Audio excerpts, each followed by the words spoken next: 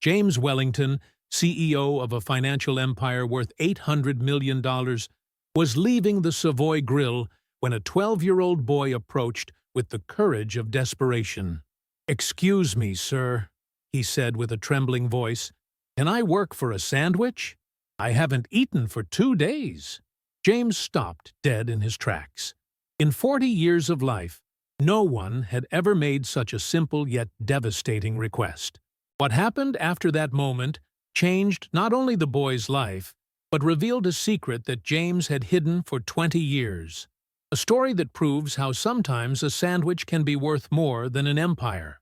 The golden lights of Bond Street illuminated the weary face of James Wellington as he left the Savoy Grill, the same establishment where he dined alone every evening, reading financial reports.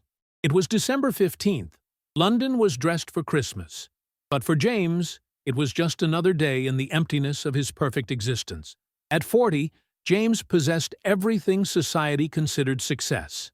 A financial empire managing investments worth billions of pounds, a penthouse in Mayfair, a car collection that was the envy of collectors throughout Britain. Yet, as he walked towards his parked Bentley, he felt lonelier than a homeless person. He had built his success with maniacal dedication, sacrificing everything on the altar of ambition. No family, no true friends, only acquisitions, mergers, and balance sheets. His social life was limited to business dinners and society events, where he was surrounded by people who saw him only as business opportunities. It was precisely as he was about to open his car door that he saw him. A boy of about 12, thin as a rake, wearing clothes that had seen better days, and eyes that seemed too large for his gaunt face. He stood under a street lamp, shivering not just from the London cold, but from something deeper. The boy observed him for a few seconds, then did something no one had ever dared to do with James Wellington. He approached, with uncertain but determined steps. The words that came from his mouth hit James like lightning. He wasn't begging for alms, wasn't imploring pity. He was asking for work. He had the dignity of someone who wanted to earn his bread, not receive it as charity. James studied the child carefully. He didn't seem like one of those street kids who often roamed the center with elaborate scams. There was something genuine in his green eyes, a sincerity that struck him straight to the heart in a way he hadn't felt for years. The boy introduced himself as Oliver Thompson and explained that he could clean, sweep, wash dishes. His grandmother had taught him everything before she died. Something in that sentence hit James like a punch to the stomach. The mention of the grandmother, the way the boy had lowered his gaze, the harsh reality of a child left alone in the world. James looked at his watch. 8 o'clock in the evening. Restaurants were open. The city pulsed with life. Yet this child hadn't eaten for 2 days. How was it possible? And above all, how had he, James Wellington, become so blind to the suffering that was consuming itself just meters from his 300-pound dinners? Suddenly he offered him to get in the car. Oliver stepped back, frightened, but James explained that he wasn't offering charity, but work. But first he needed to eat something. Otherwise, he wouldn't have the strength to work. Oliver climbed into the Bentley with the caution of someone unaccustomed to luxury, barely touching the leather seats as if afraid of soiling them. While driving to another restaurant, James kept glancing in the rearview mirror. Oliver looked out the window with wide eyes, as if seeing London for the first time. During the journey, James discovered that Oliver had been alone for 3 months, since his grandmother died. He had never known his parents. His grandmother said his mother was very young when he was born and couldn't keep him. James felt a knot forming in his throat. This story reminded him of something, a past he had buried so deeply that he had convinced himself it had never existed.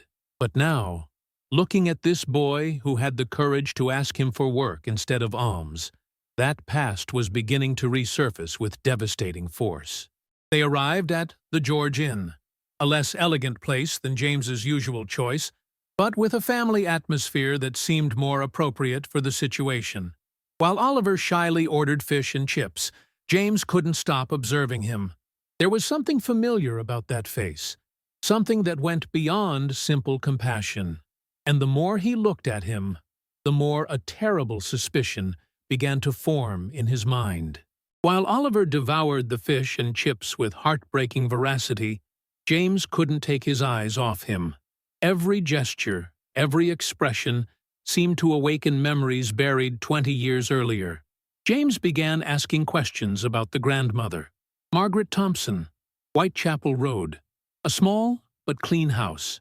She worked as a cleaner, and Oliver helped her when he came home from school. James felt the world tremble. Whitechapel Road, Margaret Thompson. The name echoed in his mind like an echo from the past. When he asked about the mother, Oliver pulled out a crumpled paper. His grandmother had given him this photo before dying, telling him that one day he would need to know the truth. With trembling hands, James opened the black and white photograph. It showed a 19-year-old girl, beautiful, with the same green eyes as Oliver. On the back was written, Emily Wellington, 1983. Oliver, this is your mum. James's blood froze.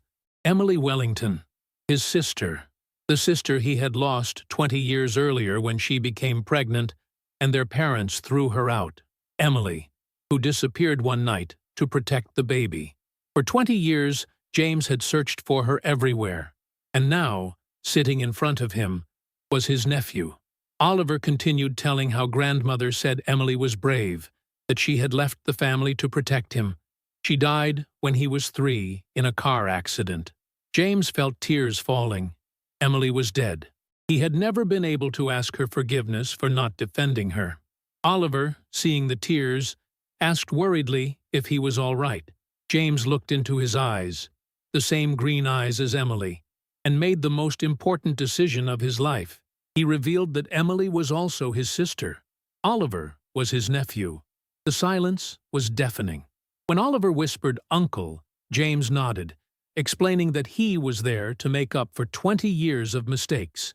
In that moment, 2 broken lives began to mend. A child had found a family, and an empty man had found a purpose for living. After taking Oliver to his ultra-modern penthouse in Mayfair, James began to completely reorganize his life.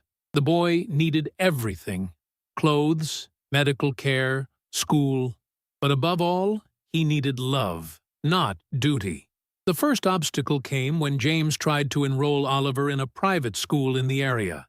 The headmaster, initially enthusiastic about the nephew of the famous James Wellington, changed his attitude upon seeing the boy's humble origins. He implied that their institution was attended by the finest families in London, and he wasn't sure Oliver would fit in. James understood what Emily had felt 20 years earlier. The same snobbery, the same arrogance. He told the headmaster that Oliver would never fit into such a petty place and left with the boy. The problems continued. News that James had adopted a street child circulated in financial circles. His partners demanded an urgent meeting. Richard Sterling made it clear that the situation was creating problems. Their clients were people of a certain standing. They couldn't have London's most important financial consultant seen with a street child. James looked at these men in suits and ties and saw himself 20 years ago, the empty man who had sacrificed everything for success. Suddenly, he announced he was selling his shares. He no longer wanted to be part of a world that judges a child by how he's dressed. That evening, Oliver, worried, said he didn't want him to lose his job because of him. James knelt in front of him, explaining that 20 years ago he had chosen others' approval instead of love for his sister.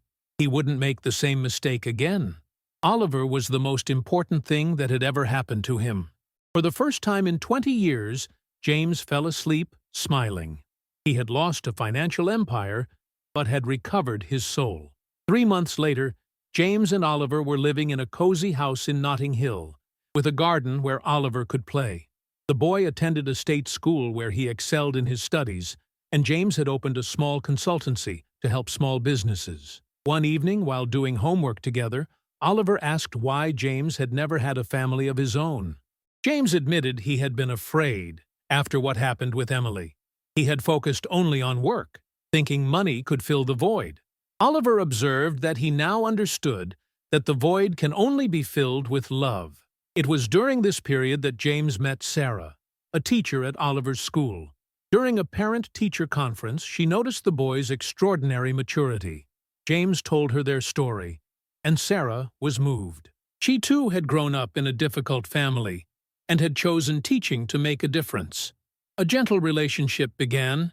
She spent evenings at their home helping Oliver with homework. One May evening, walking through Hyde Park, James asked Sarah if they could build something together. She confessed she had never been interested in wealthy men, but James was different. He had given up wealth for love. Returning home, they found Oliver with a drawing. Enjoying the story? Give it a little like, and don't forget to subscribe. Now then, let's carry on. 3 people holding hands in front of a house. "That's us," he said, smiling. "My new family." When James asked what he would think if Sarah came to live with them, Oliver lit up. Finally, he would have a mum and dad like other children. Sarah was moved, saying she could never replace his mother. Oliver interrupted her, explaining that his mother had given him life, grandmother had raised him with love, and Sarah was teaching him that families can be chosen. He chose her as his heart mum. James understood that his life had finally found meaning. He was part of a true family, built on love. A year later, while the family lived in harmony, a letter arrived that changed everything. A solicitor informed that Helen Clark was claiming guardianship of Oliver, asserting she was his maternal aunt. The woman had discovered the boy's existence through a newspaper article and presented documents proving the relationship. She wanted an urgent meeting. When James presented himself at the law firm, Helen Clark was a 50-year-old woman, elegant but cold. She explained she wanted to take Oliver to Manchester, where she had a lovely house and could offer him an excellent education. James objected that Oliver was happy where he was, but the woman's solicitor specified that she was the only remaining blood relative. She had every right to claim custody. During the meeting, it emerged that Helen had argued with Emily years before and didn't even know of Oliver's existence. She was widowed, childless, and her discovery seemed motivated more by loneliness than genuine affection. The meeting with Oliver in Hyde Park was revealing. The boy, with his natural wisdom, asked the woman how she could know she truly loved his mother if she had never helped her when she needed it. Helen couldn't answer, proving she wasn't seeking to rebuild a family bond, but only to fill a void in her life. The legal battle lasted 6 months. James hired London's best family law barrister, who based the defense on the child's best interests. The decisive moment came when Oliver, now 14, was heard by the judge. With dignity and courage, he explained that being blood relatives doesn't automatically mean being family. True family is the one that chooses you every day. He turned to Helen, explaining that she didn't really know him, whilst James knew everything about him. His likes, his fears, his dreams. He had taught him that a person's worth isn't measured by money, but by the love they can give. The judge ruled that Oliver should remain with James. The emotional bond built prevailed over biological relationships. The legal battle lasted 6 intense and stressful months. Helen Clark had engaged a prestigious law firm, determined to obtain custody of Oliver. Her barristers argued that, as the only blood relative, she had superior rights to James. But James didn't give up. He hired London's best family law barrister, Anne White, a woman who had dedicated her career to defending children's rights. The barrister explained that their case was based on a simple principle: the child's best interests. Oliver had found stability, love, and a future with them. This mattered more than any blood ties. During the proceedings, important details emerged. The private investigator hired by James discovered that Helen Clark had indeed argued with Emily years before over inheritance matters. Emily had tried to contact her when Oliver was small, but Helen had rejected her. The decisive moment came when the judge decided to hear Oliver in chambers. The boy, now 14, had the right to express his preference. The social worker who had followed the case reported to the judge that in all her years of service, she had rarely seen a child as calm and balanced as Oliver. He lived in a stable environment, had excellent academic results, and above all, had developed deep emotional bonds. Moving him now would be traumatic. When it was Oliver's turn, the boy entered the courtroom with dignity and courage. The judge kindly assured him that whatever he decided would be respected. Oliver said he had thought a lot about this situation and wanted to say some things. He stood up, looking first at Helen Clark, then at James and Sarah.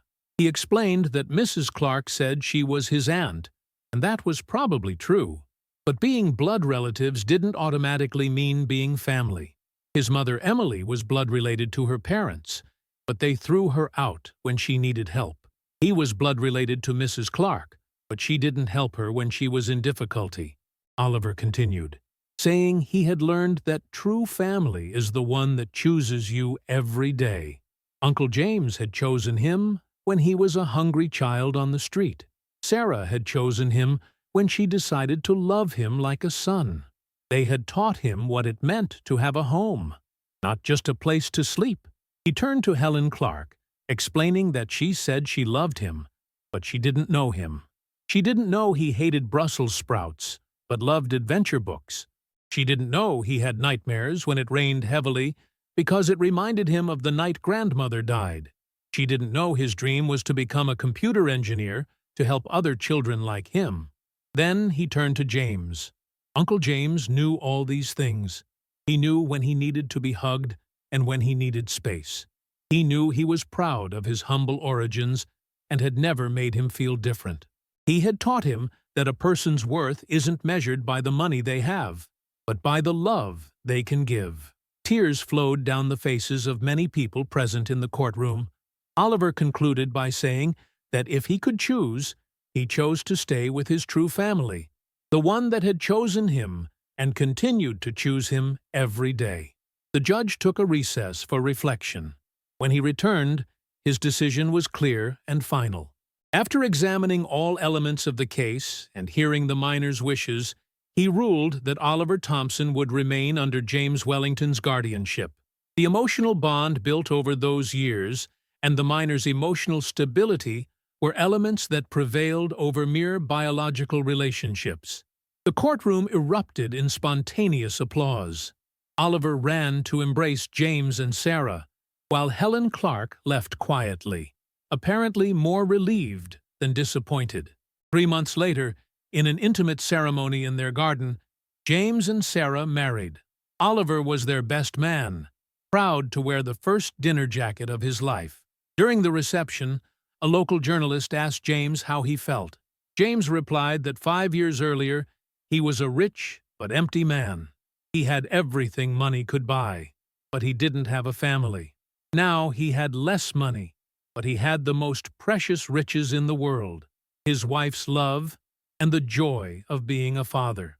When the journalist asked Oliver what he had learned from this experience, the boy smiled with that wisdom that had always characterized him. He said he had learned that not all heroes wear capes. Some simply wear kitchen aprons and prepare dinner for you every night. Others leave important jobs to help you with homework. And true miracles don't happen in films, but when someone looks at you and decides you deserve to be loved. That evening, while the celebration continued in the garden lit with fairy lights, James watched his wife Sarah laughing with Oliver and understood he had won life's most important lottery. The boy who had once asked to work for a sandwich had become the center of a happy family. And the man who had once measured everything in terms of profit had learned that true success is measured in hugs, laughter, and moments of shared happiness. Sometimes 3 words are enough to change 2 lives forever. And sometimes the most beautiful family is the one that isn't born from blood, but from love, that chooses to grow every day. If this story has touched your heart, if you've believed in the power of love that overcomes any social barrier, then you must share it. Because every day, brave children face enormous difficulties with dignity. Adults who seem to have everything discover they're empty inside. Families are formed not by chance, but by choice. And sometimes a simple sandwich can be the beginning of a miracle. Give it a like if you believe true family is the one that chooses you. Comment, what's the bravest gesture you've ever witnessed? Share with those who need to believe in everyday miracles. Not all heroes save the world. Some simply save a child. And sometimes, by saving a child, they save themselves, too.